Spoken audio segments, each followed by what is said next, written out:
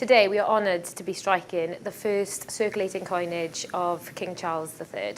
These coins will be going into circulation by December, so you should start to see them in your pockets through Christmas month. There will be 9.6 million of these coins going into circulation in a nod to Her late Majesty, who died at the age of 96. For 70 years at the Royal Mint, we've been striking coins for Her late Majesty, Queen Elizabeth II. She saw 5 effigies through her reign, given that she was Britain's longest reigning monarch, and today is a significant event because we're changing that monarch for the first time in 70 years. Today we're striking the first coins of King Charles III. On the reverse of this coin is an exact remastering of the 1953 coronation crown in honour of Her late Majesty. This was the crown that was issued on the coronation of Queen Elizabeth II, and this has now been put onto a 50p. So I have only designed the obverse, or the front of the coin, the royal side, if you like.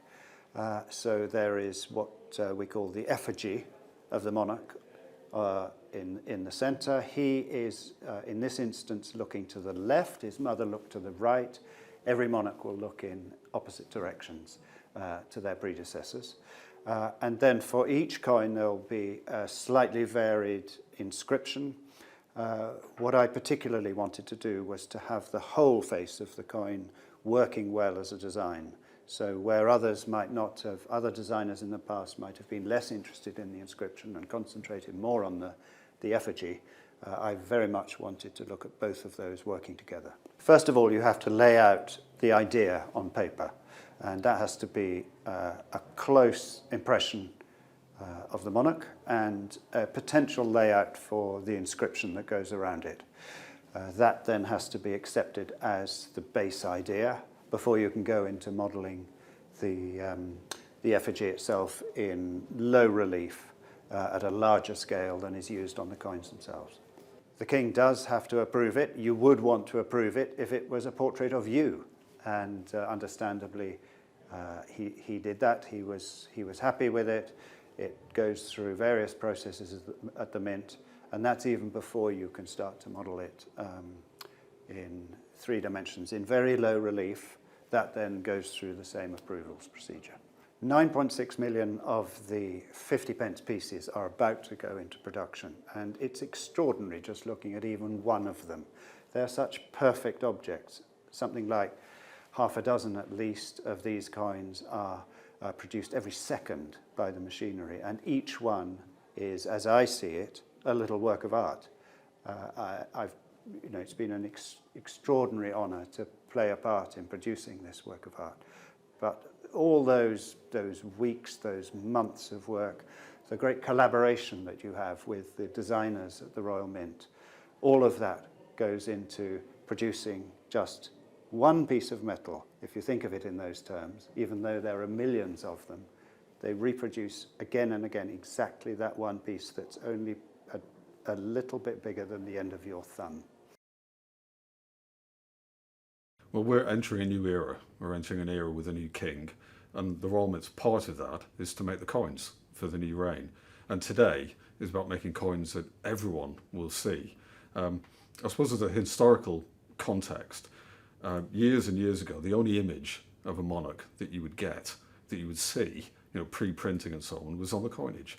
And albeit kings and queens can be seen in all sorts of media these days, still the coin in your pocket is an intimate way of seeing your king now, King Charles III. So it's a very important day for us. We have this tradition in Britain whereby the most recent monarch faces in the opposite direction to their predecessor. Now, we're not sure why that is the case. It's one of these traditions that's lost, the explanation for which is lost in the midst of time.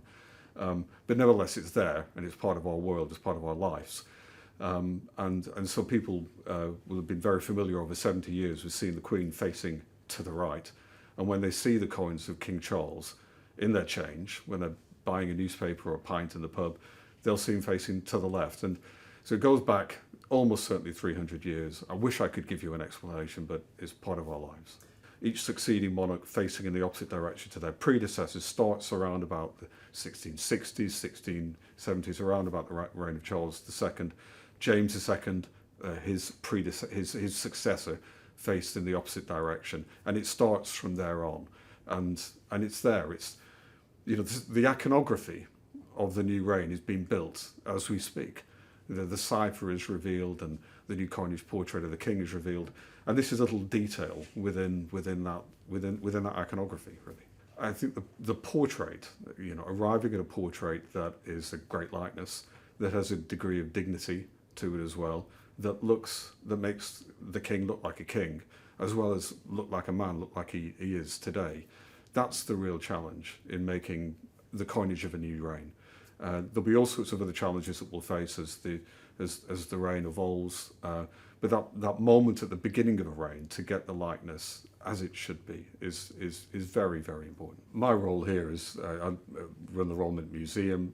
I know about the history of the monarchy and the coinage, and to be part of a change like this, a seismic change in the way in which we make coins, the new coins that are coming through, is fascinating. It's fascinating to see how the country is changing and how the monarchy actually will change, and what we're seeing today is part of that story.